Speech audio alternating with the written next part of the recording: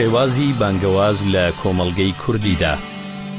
بانگەواز ئەددەعوا بە یەکێک لە بنەماهەرە سەرەکیەکانی بواری هۆشیاری ئاینی دادەنرێت. تەنانەت گەورەترین کاری پێغەمبەران بووە ڕەزا و ڕەحمەتی خوا لە هەمویان بێت. بانگەواز بەو مانای شتێکی گرنگ هەیە بۆ ژیانی مرۆڤەکان لە هەر سات و سەردەمێکدا بێت کە زۆر جار هەر زاراوە عەرەبیەکەی دەعوا بەکاردەهێنرێت. دەعوا بە مانای جۆرێک لە میوانداری و بانگهێشکردن بۆ سەر خوانێکی گرنگ. لە ئاینی پیرۆزی ئیسلامدا بانگەواز دەبێت ڕێگای سەرەکی بۆ بڵاوکردنەوەی ئاین. بۆیەش ناوی دەعوەتی لێنراوە، واتە خەڵک بانگکردن بۆ سەرخوانی ئاین و ئاین وەرگرتن بەو پەڕی ئازادی و خۆویستیەوە. بانگەوازی ئیسلامی زۆر قۆناغی جیاجیای بڕیوە. لە سەرەتای هاتنی مێژووی ئیسلامەوە تا دەگاتە ئێستا دەیان شێواز و بەرخوردی جۆراوجۆری بەخۆیەوە بینیوە. هەرگەل و نەتەوەیەکیش هاوسەنگ لەگەڵ فەرهەنگ و شێوازی هەڵسوکەوت و عورفی خۆیدا تێکەڵی کردووە تاکو بتوانێ بیکات بە بەشێک لە ژیانکردنی خۆی و لەگەڵ ئەو هاوچێشە کلتوری و بەرخوردە معنەویانەی خۆیدا هاوسەنگی بکات. ئەمە بەو مانایە نییە کە بانگەوازی ئیسلامی کاری خۆ گونجاندن بوو بێت لەگەڵ کەڵچەر و عورفی نەتەوە جیاوازەکاندا و بەس، بەڵکو کاری زۆریشی کردووە بۆ نەهێشتنی ئەو خۆ نەگونجا و خراپانەی کە کاریگەری نەرێنی لەو کۆمەڵگایەدا هەبووە. پرسیارەکە لێرەدایە: بانگەواز چییە و چۆن دەکرێت؟ بانگەواز لە وڵاتی موسڵمانان و لەگەڵ تاچی موسڵماندا چۆن دەکرێت؟ ئەی بانگەوازی ئیسلامی لە کوردستاندا لە چه ئاستێکدایە؟ بسم الله الرحمن الرحيم. الحمد لله والصلاة والسلام على حبيبنا محمد وآله وصحبه أجمعين. بخيراتن تانكم وسپاس بو جنابشتان. بانگەواز لە قورئانە زۆر باس کراوە لە سونەتی پێغەمبەر عەلەیهی سەلام بە شتێکی زۆر باو،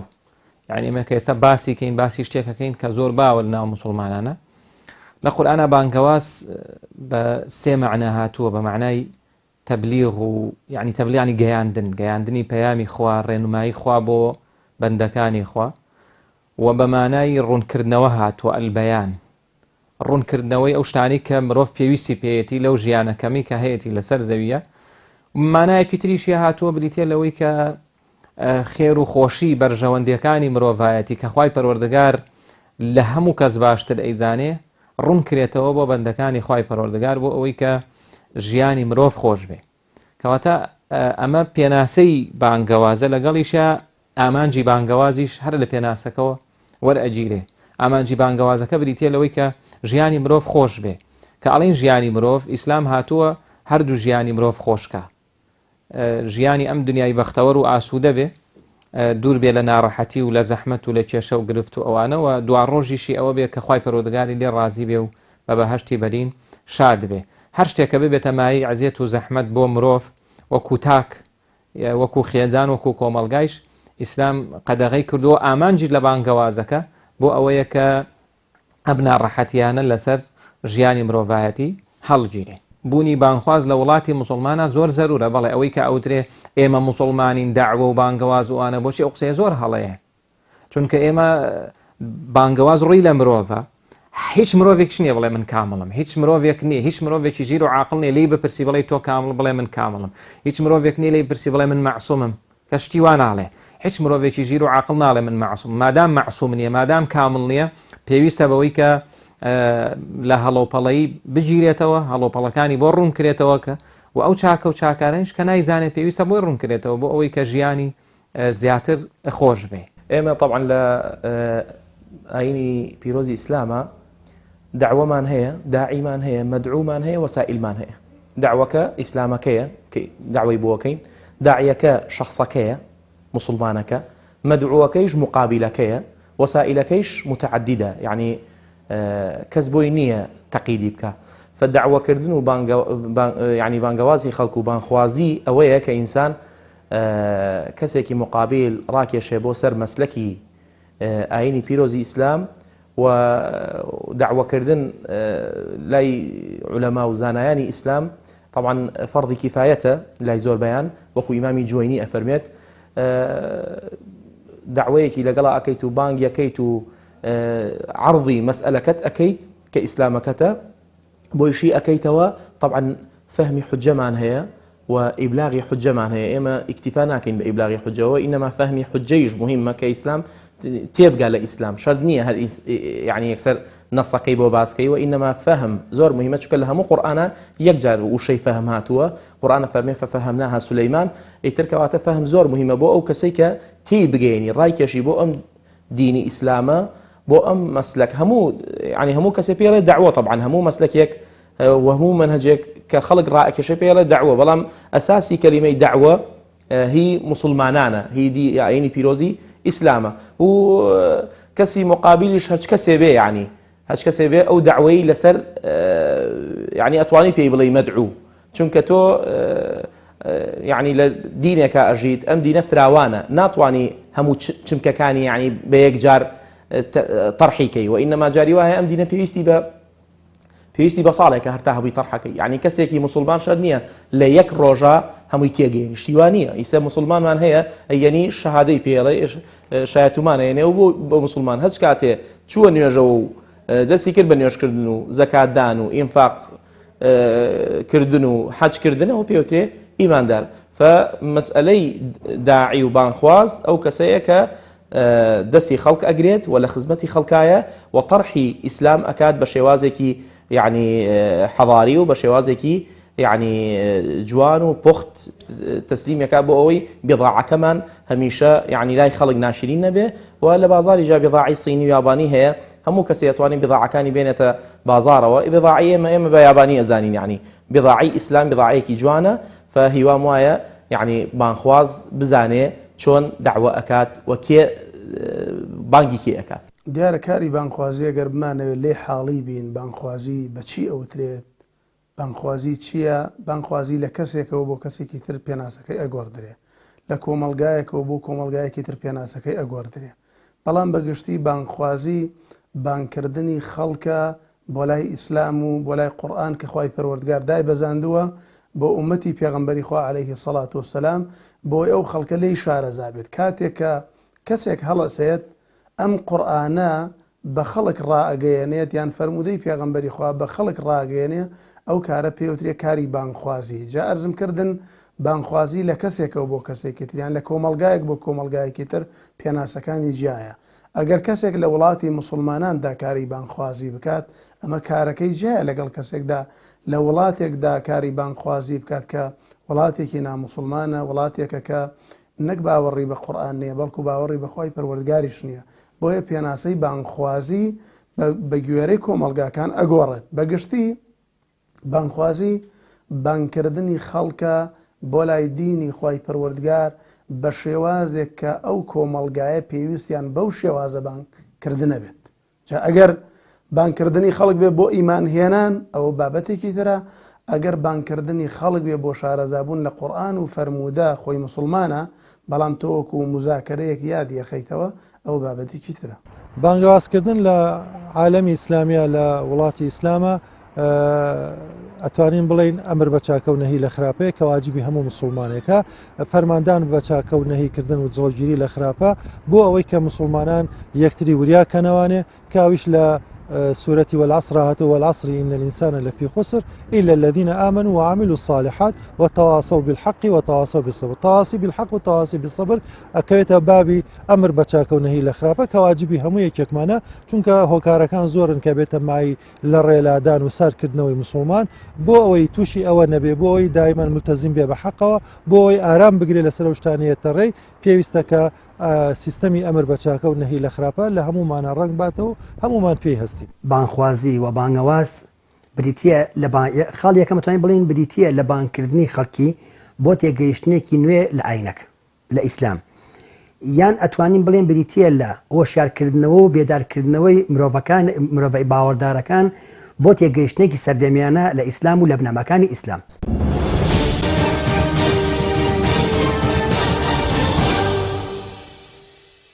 دیارە ئێستا وەکو وتم بابەتی بانگەواز چەندها کۆلێژ هەیە لە عالەمی ئیسلامیە تایبەت بە بواری دعوە و بانگەواز و چەندەها کتێب و نووسراوە لەم مەیدان و بوارەیە و چەندها کەناڵ و بەرنامەی تایبەتی شەیە بۆ ئەمە ئەوەی کە وەرئەگیرێت لەو کۆلێژ و لەو کتێب و سەرچاوانی کە لە بەردەستایە ئەوەیە کە ئەو کەسانەی کە بانگەوازەکرێن پۆلێن کراون تەسنیف کراون هەندێک خەڵک ناموسڵمانە پێویستە موسڵمان بن ئامانجی بانگەوازەکە بۆ ئەوەیە لە وڵاتی ئێمە ئەسڵ وایە خەڵک موسڵمان بێ مادام خەڵک موسڵمانە مەرج نییە ئەم داع و بانگەوازە بۆی بڵێ خەڵک موسڵمانەکەم بەڵکو بۆ ئەوەیە کە خەڵکێک جارێک تر بێنیتەوە سەر ڕاستە شەقام وەکو ئەوەی کە ئەسڵ وایە قوتابی بخوێنێ بەڵام هەندێک جار ناخوێنێ مامۆستا کە ڕێنمایی ئەکا بۆ ئەوە نییە کە ئەمە بکاتەوە بە قوتابیش کەمە خۆی قوتابیە بۆ ئەوەیە کە بێنێتەوە سەر ڕاستە شەقامەکەی خوێندنەکەی بانگەوازی شوایە ئەسڵ وایە ئەو خەڵکی ئێمە موسڵمانە بەڵام لەو ڕۆژگارەیە بەهۆی بڵاوبوونەوەی گوناه و تاوان و خراپە و لەلایەکی تریش بەهۆی دوورکەوتنەوەی خەڵک لەخوا لاوازی پەیوەندی مرۆڤەکان لەگەڵ خوایە ئەمە وای کردووە کە ئێستا زیاتر خەڵک ئاتاج و محتاجی بانگەوازە خەڵکی موسڵمان چونکە خوای پەروەردگار پێش هەموو شتێک بەرنامی بۆ موسڵمان ناردووە بەرنامەی خوای پەروەردگار بۆ موسڵمانە و بۆ سەرجەم مرۆڤایەتیەوە گومانی تیانە بەڵام ئەوەی کە پێویستە لی بەهرەمەند بێ خەڵکێکی موسڵمان و خواناسە کە لای داوە لە ڕاستە شەقامی خوای پەروەردگار ئەم لادانەی مرۆڤایەتیش لە ڕاستە شەقامی خوای پەروەردگار ڕێژەییە نسبیە ڕەنگە من لە 150 لام دابێ مسلمانێکی تر 100 لای دابێ کەسێکی تر 100 بەو شێوەیە هەر کەسێک کە لای داوە لە ڕاستە شەقامی خوای پەروەردگار پێویستە داعوە بانگەواز بکرێ بۆ ئەوەی کە ئەو هەڵەیی ڕاست بکرێتەوە چاک بکرێ طبعا كلمة دعوة عامة يعني أصلي دعوة استلنا وإيميا زۆربەی زانایانی معاصرین ئەڵێن دعوە متوقفة لەبەرەوەی ئێمە ببێ ئەوەی زەحمەت بکێشین ئەم خەڵکە مسلمانە لە 100 بە فەزلی خوا یعنی ئیمام خەتیبی مزگەوت ڕۆژی جومعە 400 نەفەری لەبەردەسایە ئەگەر خوای پەروەردگار بیوتایە لە بەیانی زۆر هەستە ئەو خەڵکە درگا لە قاپی بە و بیانینە بۆ مزگەوت ئێمە بەبێ زەحمەت ئەوەی زەحمەتمان کێشا بێ ئەو خەڵکە هاتۆتە بەردەستمان فلە 100 دعوەی نەجات داوە وإنما أميك لنا وإيما ناو مسلمانان زوربي زانان بيرن تذكيري أما وذكر فإن الذكرى تنفع المؤمنين لبروي أصلي دعوة لقر غير مسلمانا أكري بلام لهميشا لنا وروكي دعوة كم نابيته وأقر بلين أميش جزء لدعوة بلام مسلمان لو أمتي إسلام أو مسلماني خومان لسطا حفتا واشتاي طواو كردوه وكو تلبي وكو قتاب خانة جاري واهيا لە چەند دەرسێکا ڕاست ببێ خۆ جامیعەیەنە و زانکۆیەیان ئەو ماحەدە ئەو قوتابخانەیە و کەسە فەسڵ ناکەن لە زانکۆکەی بەڵکو چانسی زیاتری هێنێ دەوری دووهەم هەیە ساڵی داهاتوو هەیە فکر مسلمانی جوایە جاری وایە لە یەک دوو دەرسان ڕاست ببێ نوێشکەر هەیە عراق خواتەوە ئەمە خۆ دەری ناکەین ئێمە پێی ئەوترێ لەگەڵ ئەمەیە دعوەیە لەسەر ئەوەی کە تێگەێنین کاکە ئەمە ئەوە ناگوجێ بەیەکەوە و کەسێکیش هەیە بۆ نمونە یعنی هەر مسلمان نییە ئەوە کەلیمەی داوای لەسەر یعنی لەسەر تەنفیز و جێبەجێ ئەکرێت کە بڵێ ئەمە فعلەن داوام لەگەڵا کردووە ئەمما بۆ ناو خۆمان زۆربەی زانایان ئەڵێن پێی ئەوترێت تەذکیرە چونکە ئاەتی تەذکیرە لە قورئانە 6 ئاەتە وەکو وتم وذكر فإن الذكرى تنفع المؤمنين وأصل واية ئەم دعوەیە يعني إنسان همي بێ غەمی بێ وەکو رسول الله عليه الصلاة والسلام دائما لە خەمی خەڵکا بووە تۆ لە خەمی خەڵکا بیت هر يتر دعوة بتذكير بلا لا مشاحة في الاصطلاح كي شمانية المهم إما دعوة إسلام هم غمان بخوي بيوبيني أو خلقة راكيشين بويا نوح يا بني إبراهيم يا أبتي بيغمران هم يا قومي كواتب بشيوازي كي جوان أو خلقة راكيشين ودستي خلق بقرين وهميشه بير ما نتشي رسول الله عليه الصلاة والسلام تشنها آية بو معرونا كاته تشنها خفت بار بو لسر أويك أم خلقانا نأهات نسر يعني مسلكي إسلام فلا تذهب نفسك عليهم حسرات إن الله عليم ما يصنعون وقد نعلم إنه لا يحزنك الذي يقولون ولكن لا يكذبونك فإنهم لا يكذبونك ياخذ أفرمي واصبر وما صبرك إلا بالله كواتئما فلعلك باخع نفسك على آثارهم أبيها ميشا همان بي غمان بي وكو مولانا أفرمي مولانا جلال الدين الرومي إيشمان لسر ذاتا كان بي الروحة كان بي جستا كان بي بروفا كان بي كيشمان نبي هج كسي هيا إما ئیسلام هاتووە ضدی زمانی کافر بێ نەک ضدی کافر بێ زۆر جار بەداخەوە ئێمە ویستین کە خەڵکێک ئەڵێ باشە لە وڵاتی مسلماناندا خەڵک بۆ بانگەواز دەکات خەڵک بۆ داواکات لە کاتێکدا پێغەمبەری خوا عەلەیهی سەڵات وەسەلام لە شاری مەدینە بووە ڕۆژانە نوێژی جومعە ئەنجام دراوە ڕۆژانە لە نوێژی جمعەدا بانگی خەڵک کراوە بۆ شارەزابوونی زیاتر لە دین. بۆیە هەڵەتیە گەشتنەکە لێرەدایە خەڵکێک پێیان وایە کە کاری بانگخوازی تەنها بانگکردنی خەڵکی مسلمانە بۆ ئیسلام وانە، بەڵکو سەحابەکانی پێغەمبەری خوا عەلەیهی سەڵات وەسەلام کاتێک کۆبوونەوە ئەیان فەرموو تعال نؤمن ساعة، با سەعاتێک ئیمانمان تازەکەینەوە. بۆیە ئەوە هەڵەیە وا بزانین بانگەوازکردن تەنها لە وڵاتی مسلماناندا. ئێستا لە وڵاتی ئێمەدا شعبی کوردی گەلی مسلمانی کورد ئەلحەمدولیلا زۆربەی مسلمانە، زۆربەی دیندار و خواناسە. کاری بانگەوازی لێرەدا پێویستە، بۆ پێویستە بۆ ئەوەی بە خەڵک بڵێم خەڵک مسلمانە بەڵام ئازاری دراوسەکەیەدا، خەڵک مسلمانە ڕێزی بەرامبەرەکەی نازانێ، خەڵک مسلمانە نازانێ منداڵەکەی پەروەردەکە، خەڵک مسلمانە بەڵام لە بازاردا مەعاملەیەکی مسلمانانە ناکات، خەڵک مسلمانە بەڵام ڕۆژانە کارگەلێکەکە لەگەڵ کاری مسلماناندا ناگونجێ. ئەمە گرنگە کەسانی بانگخواز ئەم بابەتە بۆ خەڵک ڕوونکەرەوە پێوترێ بانگخوازی. مەرج نییە ئێستا هیچ مامۆستایەک لە کوردستاندا لەسەر مینبەر ڕۆژێ لە ڕۆژان لە جومعە نەوتوە خەڵکینە ئادەی ببنە مسلمان، نا ئەڵە خەڵکینە لەگەڵ دایکا باش بن، لەگەڵ باوکتانە باش بن، لەگەڵ دراوسەیە باش بن، لەگەڵ وڵاتانە باش بن، وڵاتان خۆش بێت، ژینگە بپارێزن، ئەمنیەتی وڵات بپارێزن. ئەمە داوەکەیە، ئەمە بانگەوازەکەیە. ئیدەن بانگەوازەکە بۆ شارەزابوونی خەڵکە لە دین، نەک بۆ مانکردنی خەڵک بۆ لای ئیسلام. ئەوە لە عالەمی ئیسلامی بۆ هەموو مسلمانەوە ئەمری خۆ پێغەمبەری خوایە کابێ مسلمان هەستێ بە ئەو ئەرکەی کە لەسەر شانێتی ئەرکەکەش خوا بۆی دانا و پێغەمبەر صلی الله علیه و سلم باسی کردووە کە چییە کە ئەبێ مسلمانە ئیجابی بێ، ئەبێ دەوری خۆی بینێ لە ژیانە، ئەبێ هەوڵ بە ئاگای لە بەرامبەرەکەی بێ، لە دەوروبەری خۆی بێ کە ڕێنماییان کاوە چی چاکە ئەویان پێ بڵێ کەلیمەیەکی خێر سەدەقەیە، زەردەخەنەیەک سەدەقەیە. ئەمانە هەمووی دەوری خۆی بینێ لە کۆمەڵگا، نابێت کەس خۆی لەو بەرپرسیاتێ بدەست. كلكم راع وكلكم مسؤول عن رعيته، هەموو کەس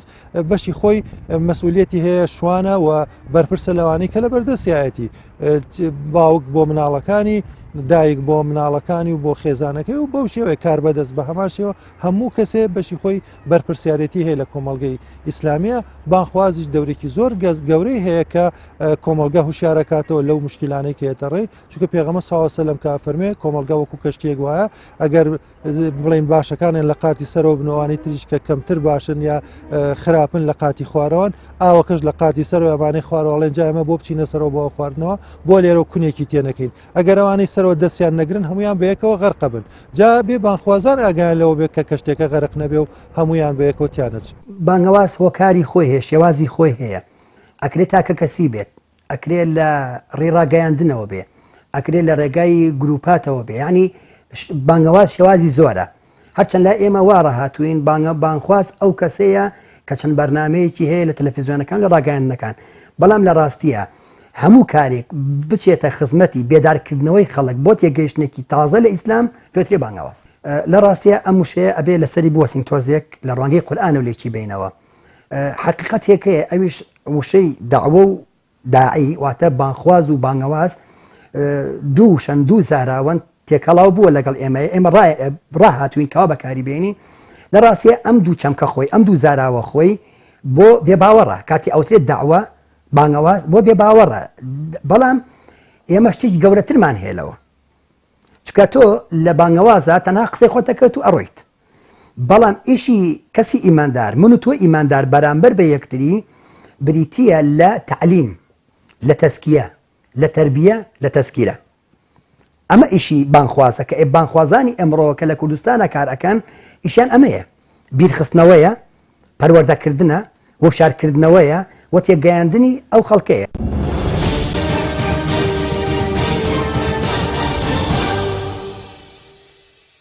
دیارە ئێمە بانگەواز ئەتوانم بڵێم دوو مانای هەیە پێشتر پێش ئەو پرسیارە. بانگەواز مانایەکی گشتگیری هەیە، هەموو کەسێ بانگخوازە، هەموو مسلمانێک. ئەمە زۆر جار وتمان ڕەنگە منداڵێک بە منداڵێکی برادری بە ڕەفیقێکی لە قوتابخانەیەکە کە ئەڵێ ئەو شتە جوان نییە مەیکە، ئەوە جۆرێکە لە بانگەواز. خۆ ئەمە بابەتی بانگەواز و مەبادی داعوە ئەوانەیشی نەخوێندووە، بەڵام ئەی زانێ خوای پەروەردگار وای سروشتاندووە، فیترەتەکەی وایە کە بزانێ بانگەواز چییە. خاڵی بەهێزی بانگەواز لە ڕوانگەی دینەوە، بانگەواز لەلای ئێمە بۆ لای دینی خوا ئەکرێ، ئودعو إلى سبيل ربك، بەپی ئاەتی قورئان بانگەواز بۆ لای دینی خوای پەروەردگارەکرێ بۆیە خاڵی بەهێز بۆ بانخواز ئەوەیە کە پەیوەندی بەهێز بێ لەگەڵ خوایە بە ئەندازەی ئەوەی کە ئینسان پەیوەندی لەگەڵ خوایە بەهێز بێ کە دووشتیش پەیوەندی ئینسان بەهێزەکە لەگەڵ خوایە علم و زانست و زانیاری لەگەڵ عیبادەت و تاعەتە کە ئەوە پێوترێت تەقوا هەموو کەسێک پێویستی بەم دوانێ بۆ ئەوەی کە بێ بە بانخواز کە ئەمە خاڵی بەهێزە جا بە ئەندازەی لاوازی ئەم دوانە کاڵین زانست و زانیاریش ئەوەی ئێتر مەدانێکی زۆر فراوانەی بانخواز دەبێت لە هەر شتێک بزانێ و لە بوارەکەی خۆشە چۆن دەڵێت جوولەکەی ئەگەر هەمووشی نەزانێت کولی نەزانێت بێت جولی بزانێت ناوەڕۆکەکەی ئەساسیاتەکەی بزانێت خاڵی بەهێز بۆ بانخوازەوەی کە پەیوەندی لەگەڵ خوای پەروەردگارە زۆر بەهێز بێ چونکە ئیشی ئەم بۆ لای خوایە هەتا پەیوەندی لەگەڵ خوای پەروەردگارە بەهێز بێ و ئەبێ ئەو دوای ئەمەیش ئەبێ هەوڵدات زانست و زانیاری مەعریفەتی ڕۆشنبیری سەقافەتی خۆی بەهێزکە لە هەموو بوارەکە بە تایبەتی لەو بوارەی خۆیە ئەگەر بڵین ئەوەی کە خاڵی لاوازە لەم ڕۆژگارەیە بۆ بانخواست پێم وابێ ئەوەیە کە نەقسی مەعریفەمان هەیە زانست و زانیاریمان کەمە بە تایبەتی بانخواست ئێمە زانەکان وتیانە دوو جۆر زانست هەیە زانستێکی خوایی ئیلاهی کە وەحیە زانستێکی حیاتیشمان هەیە کە پێوترێ علومی حیاتی من پێم وایە لە هەردوو بوارەکەیان نەقسمان هەیە ئمە زۆر جار ئاگامان لێ بانخوازێک ئاەتێک فەرمودەیەک ڕاڤاکە بەو شێوەی خۆی ڕاوەی نەکردووە ئەوە لە بوارەکەی خۆیان وەکو پێوی شارەزانیە دواتر لە علومە حیاتیەکەیشە ئەوەی کە پێوترێ زانست و زانیاریەکە کە پەیوەندی بە ژیانی ئینسانەوە هەیە پزیشکیە جوگرافیە مێژووە هەر شتێک لەوانە کە هەیە جیلۆژیە ئەوەی کە پێوترێ علومی ئینسانی بە شێوەیەکی گشتی ئەمانەیش پێویستە بانخواست هەر لە شتێک بزانێ کە ئەوانەی زانی ئەو کاتە هەرچی ئاەتەیە کە تۆ باسی بانگەوازەکەی ئەو ئاەتانە کە باسی بانگەوازە ئەو ڕێنمانەی خوا کە باسی بانگەوازەوەی پێغەمبەر عەلەیهی سەڵات وسەلام کە باسی بانگەوازە ڕووی لە مرۆڤە ئەبێ شتێکی لەمەیشی لەگەڵا بێ کەواتە من پێم وابێ نەقسی سەرەکیمان لە کەم خوێندنەوەیە کەم زانست و زانیاریایە هەوڵ نەدانە وەستانە لە ئاستێکە ئەمە زۆر گرفتمان هەیە بانخوازان زانایانی ئاینی ئەمە گرفتێکی ئەوەیە کە ئیجازەیەک وەرەگرێ شەهادەیەک وەرەگرێ و بوەستێ ئەمە زۆر هەڵەیە یعنی پێی وابێ کە ئێتر ئەوە بوو بە خاوەنی ماسەریا بوو بە خاوەنی دکتۆرایە بوو بە خاوەنی ئیجازەی علمی کە پێشتر هەبووە ئێستەی شەر هەیە لەم ئاستەیە کە وەستا ئەمە زۆر زەرەرەکەین بەڵام کە هەر بەردەوام بوو لە خوێندنا ئێتر ئەمە بێگومان بەهێزە بێ کەواتە خاڵی بەهێزەکەی ئەوەیە کە پەیوەندی لەگەڵ خۆیان باش بێ و زانست و زانیاریەکەیشی بەهێزکە و خاڵی لاوازیش بریتێ لەوەی کەوتم یەکێک لەم دوانە نقصانی تێکەوێ ئەو کاتە بانگەوازەکەی ڕوو لە لاوازی ئەکات خاڵی بەهێزی بانخواز يعني ئێمە بانخواز با بزانین يعني جاری وا هەیە هەمووی مانخسۆتە سلکی بانخوازیەوە يعني خەتیبی مزگەوت پێی ناڵێن بانخواز خەتیبی مزگەوت پێوتێ يعني وتاربێش ئەمە وتارێکە جومعان تەقدیمی ئەکات تحلیلێکی هەفتانە ئەکا بۆ مسلمانانە پێی ناوتێ يعني دعوە کەسانی کە هەیە مەسەڵەن سەفەرەکەن لە سەفەرا دعوەکەن کەسانی کە هەیە لەسەر ئەو جادەیە دعوەکەن کەسانی کە هەیە مختصن فمەسئلەی خاڵی بەهێز ئەوەیە الحەمدولله هەموو کەسێ هەموو بانخوازێ ئەگری نەفەسێکی دعوەی تایە و نەفەسێکی يعني خوای گەورەی لا گرنگە و ئاینەکەی لا گرنگە و محەممەدی لا گرنگە ئەمە بای هەموویەتی يعني ئێمە هەچ کەسێ اهتیمام بە دعوە بات فمرحبا به وأهلا وسهلا يعني وأم دعوة هي يعني حكر نية لسر مجموعة خلق بلكو دعوة أبي همو كسر للأخوية شنا يعني مستواي شنا بيت أبي دعوة بكابوي رسول الله فرمي بلغوا عني ولو آية بلغوا تكليف عني تشريف ولو آية تخفيف كواتا هج كسر يسوى للضالين آمين بو أو خلق شرح كي أو دعوة أو الرون كدنوية فخالي بهذا ويا الحمد لله همو كسيك أو نفسيها به أو برأي من وزور بهذا همو كسيك خوي بخاطر يعني سلكي دعاته وخالي بهذا أويا يعني مسلمان أبيها ميشا هول بعد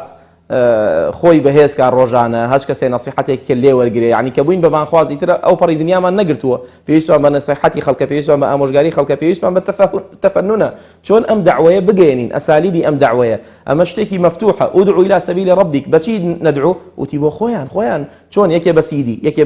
بمايكو يكي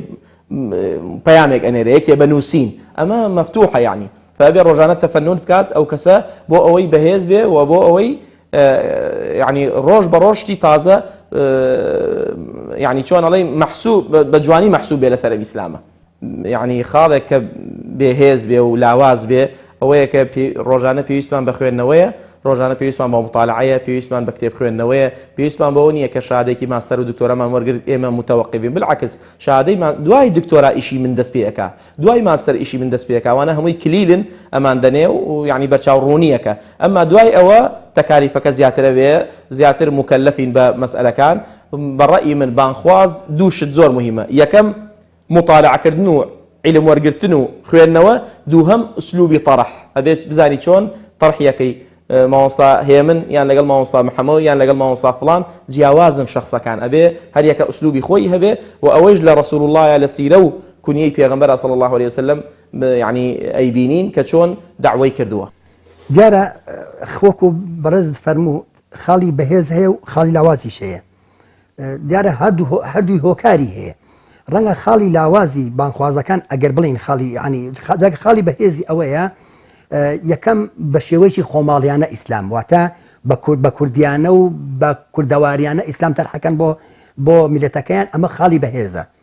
وبوونی چەندین ڕموزی داعوی گەورە، چەندین کەسایەتی بانخوازی گەورە لە کوردستانە، ئەمیش خاڵێکی تری هێزی داوە بە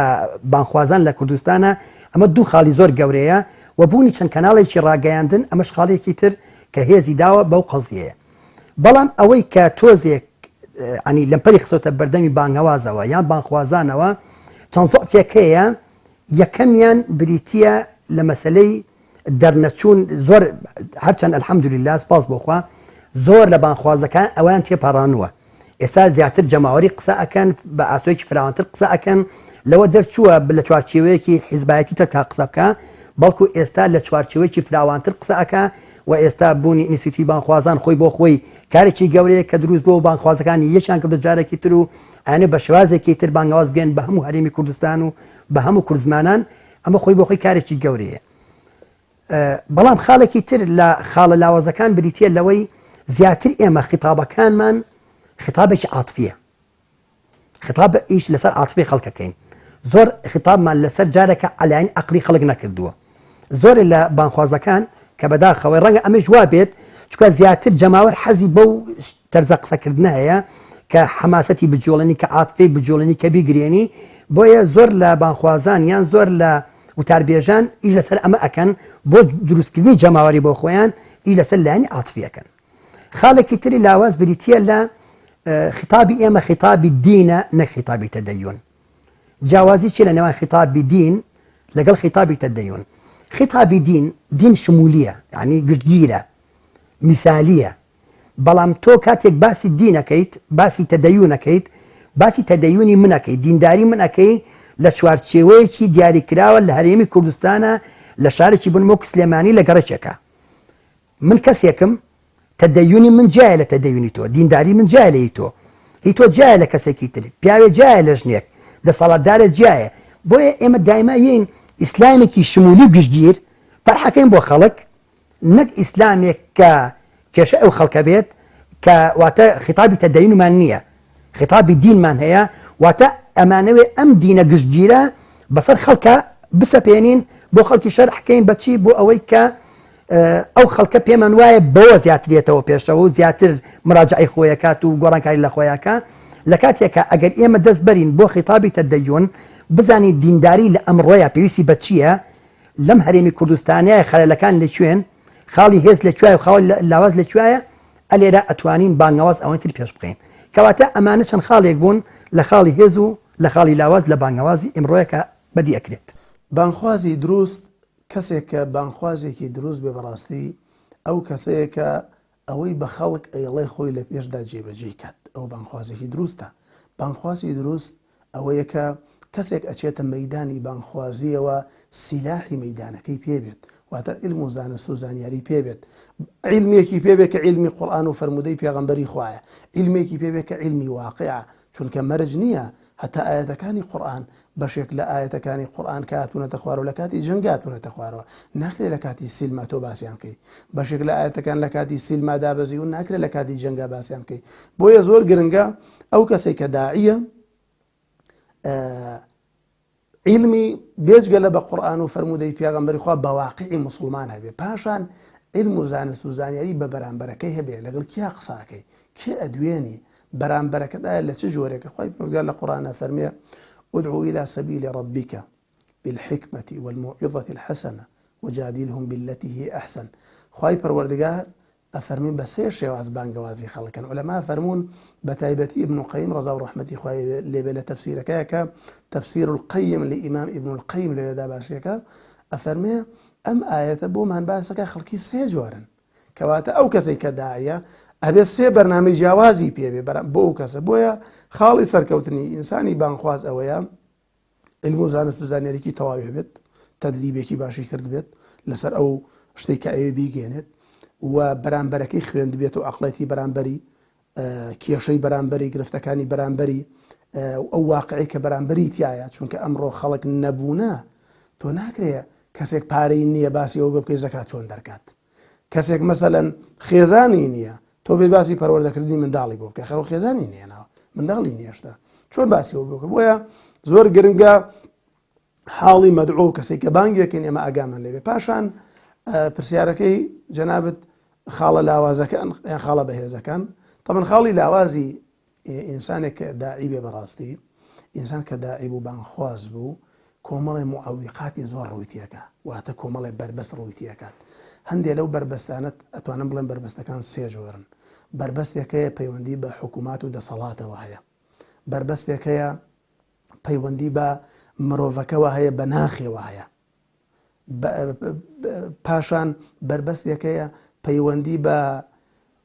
ظاهیری ئینسانەکەوەیە مەسەڵەن ئەو بربەستانەی کە پەیوەندی بە ناخی ئینسانەوەیە ئینسانی داعی ئەگەر ئاگای لە خۆی نەبێت تووشی عوجبە بێ تووشی کیبرە بێت بۆ کاتێک ئەبینێ 200 کەس 500 کەس گوێی لێگرێ ئەگەر ئاگای لە خۆی نەبێت شەیتان زەفەری پێ بە ئەمە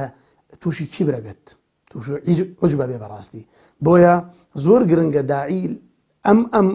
بربەستە لە ناخی خۆیدا بشکێنێ کامە خاڵێکی زۆر گرنگە زۆر جار خەڵکێکە گلەی لە ئینسانی داعیەکەن ئەڵێن سەلام لە کەس ناکات لەگەڵ کەستا سەردانی خەڵک ناکە مەسەلەن تێکەڵ نیە لەگەڵ خەڵکدا لە کاتێکدا کە تێکەڵاوکردنی خەڵک پێغەمبەری خوا فەرمی الذي يخالط الناس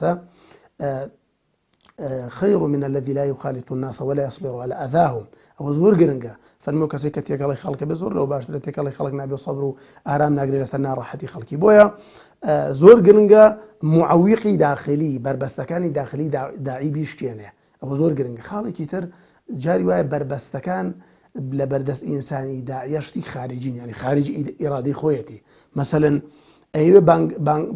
بانگەوازکە بۆ لای دینی خوای پەروەردگار ئەوێ بابەتێک ڕوون کاتەوە ئەم بابەتە کەناڵێک نییە بۆی بگەێنێت گۆڤارێک نییە لێ بنووسێت پارەیەکی نییە کتێبێک چاپ بکات ئەمە زۆر گرنگە مەسەلەن ئێمە کەناڵی داعوی مەسەلەن زۆر جار بەوەی بێ پارەی وە ناڵێنی ئێستا کەناڵ هەیە داخراوە لەبەر بێ پارەی بەڕاستی کەناڵی وایە دیقەکەی زۆر ناشرین لەبەر بێ پارەی خەڵکێک تااقەتی نێگوێ لێ بگرێ بۆیە ئەوش معەویقێکی ترە بربەستێکی ترە کە خارجیە لە بەردەم ئینسانی داعیە بربەستێکی تر کە حکووماتە جاری حکوومات نایڵێ ئەمڕۆ خەڵکێک ئەگەر زۆر شارەزای دین بێ ئەگەر مەسەلەن لە هەموو بوارەکاندا لەگەڵ خەڵک خۆشیان بێت خۆیشی عمدەیەکی پێبێ واتە ئینسانێک بێکە پێگەشت بێ لە کاری داعویە بەڵام بۆ نمونە ئەگەر ئیمام و خەتیبێک نەبێت لە مزگەوتە ناڕن وتارە بدات ناڕن خودبەیەکی جومعە بدات ناڕن محاضەرەیەک بدا ئەمە حکوومات وای لێکات ناڕن لە شوێنێکی گشتیا زۆر جار کۆڕێک و بەستێ ئیلا مەگەر کەسێک لایەنێک ئەحزابێکی ئیسلامی مەسەلەن یارمەتی بدا بۆی ئەوە معەویقاتی خارجی ئینسانی داعی بە کورتی کۆمەڵی بربەستی زۆری لە پێشە بەڵام هیچ بربەستێکی وەکو خۆی نییە خۆی ئەبێ خۆی ئاگادار بێ خۆی لە ئەوە بپارێزێکە زۆر بەخۆیەوە بنازێنێ کیبری نەبێت و بەردەوام خوێندنەوەی واقعەیە بێت چونکە واقعیت زۆر گرنگە بەڕاستی من بانگی تۆ ئەەکەم بۆ لای خوای پەروەردگار ئەبێ بزانم چۆن بانگی تۆ ئەەکەم ئەبێ بزانم چۆن باسی دینت بۆکەم بۆیە زۆر گرنگە ئینسانی داعی ئینسانێکە کاری بانخوازی ئەکات تێکەڵ ئەو واقعە بێت كلم الناس على قدر عقولهم بەپێ عقلی ئەو خەڵکە قسەیان لەگەڵا بکات ئەو کاتە ئینسانێکی داعیەکی سەرکەوتووە بێ خاڵی بەهێز لە ژیانی بانخوازە بریتێ لە پەیوەندی بەخواوە بانخواز بەهۆی خواوە بەهێزە نەک لە ذاتی خۆیەوە بێ ئێمە بۆ هەموو جارێ لە نوێژە لە هەموو ڕکاتێکا دووبارەیەکەین و ئهدینە الصراط المستقیم خۆ بە حساب ئێمە هیدایەتمان وەرگرتووە ئەو هیدایەتە هیدایەتی تۆفیق و بەردەوام بوونە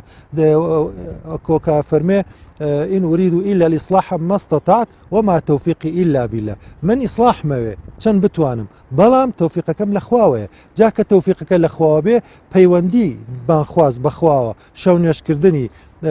عیبادەتکردنی سوڵحانی بۆ خوا ئیخلاسی بۆ خوا ئەوە قوواتیاتێ جایتر ئەگەر ئەوانەی تیا بوو ئەوسا قسەکەی کاریگەری بێ ئەگەر ئەوەی تیانە بوو قسەکەی حتمما کاریگەر نابێ بێ بە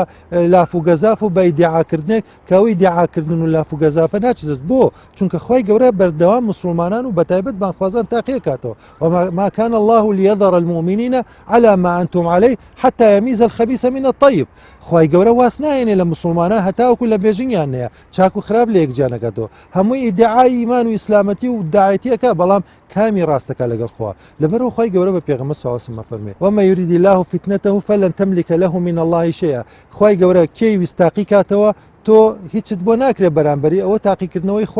خوا خۆی تاقیەکاتەوە ئەزانێ ئەم کەسەت چەند بۆ خوا سوڵحاوە و چەند بۆ خوا نەسوڵحاوە فیتنەکان لە ژیانی بانخوازە زۆرن ئیتر ئەمە فیتنەی پۆست و پلەپایە یان فیتنەی پارە یان فیتنەی ژنهێنان و مەسائلی ئافرەت و ئەمشتانە یان فیتنەی ماڵ و خێزان و ئەمشتانە یاوەکو مەسەلە شەهادە جاری وایە کەسێک دایەکی باشە کاتێ شادەیەکێنێ لە خۆی بایە بێ یان هەوڵ نایە خۆی باشتر و چاکتر بکە ینی خۆی هەوڵ نایە بەرەو پێشتر بچێ کە لە کاتێکە دنیا لە گۆڕانێکی بەردەوامایە هەمومان پێویستمان بە خۆتەواوکردن و خۆچاکترکردن هەیە و شارەزابوون هەیە لە زانستی سەردەما لەو شتانەی کە بەردەوام تازەگەری ئەوێ بەردەوام بەرەو پێشچوونی ئەوێ جا بەڕاستی ئەبێ بانخواست وەستان نییە لە ژیانی مسلمانە لمن شاء منكم أن يتقدم أو يتأخر یا بەرەو پێشچوونە یا چوونە دواوێ وەستان نییە کە وەستا وەکو ئاوێگە وەستێ بۆ گەنەکە نابێ بوەستێ بەردەوام چونکە پێغەمبەر صلی الله عليه وسلم فەرمێ من استوى يومه فهو مغبون زەرمەندە کەسێک دوو ڕۆژی وەکو یەک بێ نابێ ئەم ڕۆی وەکو دوێنێ بێ ئەم ڕۆژتێت لە چاکە لە عیلم لە شتێک زیاکە ئەگەر زیایی نەکرد معنای لە شوێنی خۆی وەستا وەستانیش یعنی تەراجع و یعنی زەرمەندێت مەرج نییە چکە کاتە تۆ باسی کاری بانگەوازەکەی وەکو وتمان کە بریتی بێت لە ئاگدارکردنەوە بێدارکردنەوە ئاگدارکردنەوە بێدارکردنەوە یان وشارکردنەوەی مرۆڤ ئیماندارەکان لە بنەماکانی ئیسلام مەرجە بانیکەی لە کفرۆ بۆ ئیمان هەرچەند لە تەعبیری قورئانی ئەم وشەیە بۆ ئەو بەکار هاتووە بەڵام لە ڕاستیە کاری ئیماندار گەورەترە لەوە چونکە بریتێ لە تەسکیرە فەذەکر بالقورئان من یەخاف وعید واتە بیریان بخەرەوە بە قورئان چێ ئیماندارە بیرقیتەوە یان ئەوە تا کاتێک سەحابەکە فەرمێ ئیجلیس بینە نؤمن ساعە با کۆبینەوە و سەعاتی ئیمان بێنەوە تەقوی ئیمان بکەین یان کارێکی تر بریتە لە تعلیم ئەوە تا موسى عليه السلام کە خۆی پێغەمبەرێکە سەلامی خوای گەورەی لێبێ بە عەبدە ساڵحەکە فەرمێ ئەتەبیعوکە عەلا ئەن توعەلیمەنی کەسی بانخواست کۆمەڵی معلومات و شارەزایی لایە بە پێی سەلیقەی خۆی ئەگەێنێ بەو خەڵکەی کە ئەو فەهموو تێگەشتیان نییە کەواتە کاری بانخواست بریتینە لە بانکردنی خەڵک لە کفرەوە بۆ ئیمان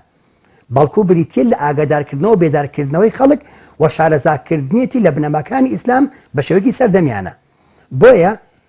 ڕاستە کەلیمەی دەعوە لە قورئانە بەوە هاتووە بەڵام لە کفرەوە بۆ ئیمان هاتووە بەڵام کاری بانخواز و بانگەواز گەورەترە لە دەعوە چونکە دەعوە تەنها بۆ بێباوەڕە بەڵام